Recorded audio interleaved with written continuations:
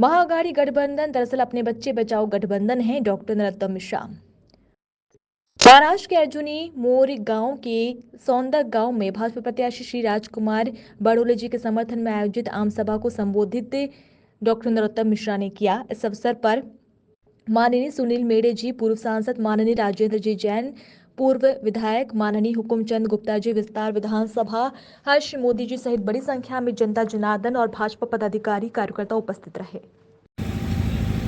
आजकल शिंदे जी के पास है, मतलब शरद पवार अपनी घड़ी नहीं बचा पाए, उद्धव ठाकरे अपना धनुष बाण नहीं बचा पाए और दोनों मिलके अपनी सरकार नहीं बचा पाए। वो सरकार बनाने की बात कर रहे हैं। कितनी अचंभे की बात है। जो बनी बनाई नहीं चला पाए वो आगे बनाने की बात कर रहे हैं। कहावत है ना कि बात करते हैं अब कतरे भी समंदर की तरह, पर लोग ईमान बदलते हैं कैलेंडर की तरह। एक बात और ध्यान आ रही है, ये महाअघाड़ी और महायुति, आखिर महाअघाड़ी में शरद पवार जी का परिवार क्यों टूट गया? शिवसेना के उद्धव ठाकरे जी की पार्टी क्यों टूट गई? और यही ऊपर है, यही महाअघाड़ी के लोग ईडी गठबंधन में है दिल्ली में। अब आप देखिए, ये इसलिए टूट गई कि शरद पवार जी अपनी बेटी सुप्रिया सुले को आगे बढ़ाना चाहते थे, अजीत पवार जी को दबाना चाहते थे योग्यता होने के बाद। यही स्थिति थी उद्धव ठाकरे की, वो अपने बेटे आदित्य ठाकरे को उप मुख्यमंत्री बनाना चाहते थे शिंदे जी जैसे योग्य व्यक्ति को दराने के बाद। ये सिर्फ और सिर्फ जब ताकत में आते अपने परिवार को बढ़ाते हैं। और अकेला ये महाअघाड़ी की बात नहीं है, इनका जो ईडी गठबंधन है आप पूछे चले जाओ। अभी जम्मू कश्मीर में चुनाव हुआ, फारूक अब्दुल्ला ने अपने बेटे उमर अब्दुल्ला को मुख्यमंत्री बना दिया।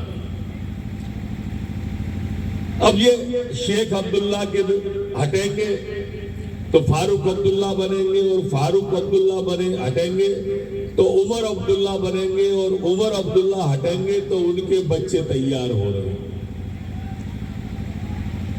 उत्तर प्रदेश मुलायम सिंह हटेंगे तो अखिलेश बनेंगे, अखिलेश हटेंगे तो डिंपल बनेंगी, और डिंपल हटेंगे तो उनकी सिंपल तैयार हो रहे हैं। बिहार में लालू यादव हटेंगे तो राबड़ी देवी बनेंगी, राबड़ी देवी हटेंगी तो तेज प्रताप बनेंगे, और तेज प्रताप के बाद में उनके अताप प्रताप तैयार हो रहे हैं। ये पार्टियां नहीं है, ये परिवार है। ये जो ईडी गठबंधन है, ये महाअघाड़ी गठबंधन है, ये बच्चा बचाओ गठबंधन है, अपने अपने बच्चों को बचाने का गठबंधन। अगर यहां पर शरद पवार की पार्टी ज्यादा सीटें ले आएगी तो सुप्रिया सुले मुख्यमंत्री बनेगी। वो उनको अपने बेटे की चिंता है, बेटी की चिंता है। उद्धव ठाकरे जी की पार्टी ज्यादा सीटें ले आएगी तो आदित्य ठाकरे मुख्यमंत्री बनेंगे, उनको अपने बेटे की चिंता है। कांग्रेस पार्टी ज्यादा सीटें ले आएगी तो राहुल गांधी उनके स्थापित हो जाएंगे, तो सोनिया गांधी को अपने बेटे की चिंता है, और मोदी जी को आप सबके बेटों की चिंता है, पूरे देश की चिंता है। ये चुनाव इसी आधार पर है मित्रों,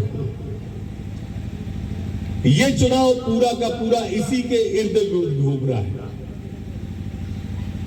पाकिस्तान की ताकत है वो हिंदुस्तान के मुगल है, हिंदुस्तान के मुसलमान पाकिस्तान की ताकत, और हिंदुस्तान के मुसलमानों की ताकत ये ईडी गठबंधन।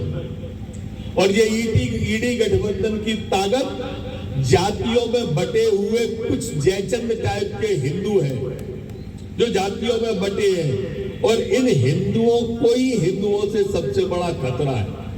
और इसलिए योगी ने कहा कि बटोगे तो कटोगे। प्रधानमंत्री जी ने कहा कि एक रहोगे तो सेफ रहोगे। यह स्थिति है। आज देश की स्थिति बड़ी विचित्र है मित्रों। आप किसी भी मंदिर की खुदाई करो, किसी भी मस्जिद की खुदाई करो, उसके अंदर से मंदिर निकलता है। किसी भी मस्जिद की खुदाई करो, उसमें मंदिर निकलता है। और अगर किसी भी कांग्रेस पार्टी की खुदाई चालू कर दो किसी भी प्रदेश में, तो उसके अंदर से घोटाला निकल के आ जाता है। और कांग्रेस पार्टी के घोटालों की खुदाई करो तो कांग्रेस निकल के आ जाती है, और कांग्रेस की खुदाई करो तो मुगल निकल के आ जाते हैं। ये देश की स्थिति कांग्रेस ने बनाई। ये तुष्टीकरण की राजनीति करने वाली कांग्रेस है। अभी ट्रेन की हाल चालू हुई, रेल की पटरियों पे गाटर मिले, सिलेंडर मिले। आपने सुना कोई ईडी गठबंधन का नेता या कांग्रेस पार्टी के राहुल ने निंदा की हो? कभी नहीं करते ये निंदा, क्योंकि ये मुसलमानों को भाजपा का डर दिखा के संगठित रखना चाहते हैं और हिंदुओं को जातिवाद की जातिगत जनगणना करके बांट के रखना चाहते हैं। आप इतनी बड़ी संख्या में बैठे हो, जरा बताओ कि राहुल गांधी की क्या जाति है? कोई बता सकता है राहुल गांधी की जात? राहुल गांधी की जात कोई नहीं बता सकता। जिसकी जात को पता नहीं है वो जातिगत जनगणना की बात कर रहा है। इससे बड़ी दुर्भाग्य की बात क्या होगी? आप कल्पना करो कि वो भी जातिगत जनगणना की बात कर रहा है तो हिंदुओं की कर रहा है। अरे मुसलमान में भी तो 45 फिरके हैं, 45 जातियां हैं। हम तैयार हैं जातिगत जनगणना को। तुम कहो मंच से राहुल गांधी कि हम मुसलमानों की भी जातिगत जनगणना कराएंगे। ये नहीं कह सकते मित्रों। और इसलिए मैं आपको ये निवेदन करने आया हूं आज घड़ी के वोट के लिए कि ये कांग्रेस को दिया गया वोट, एक एक वोट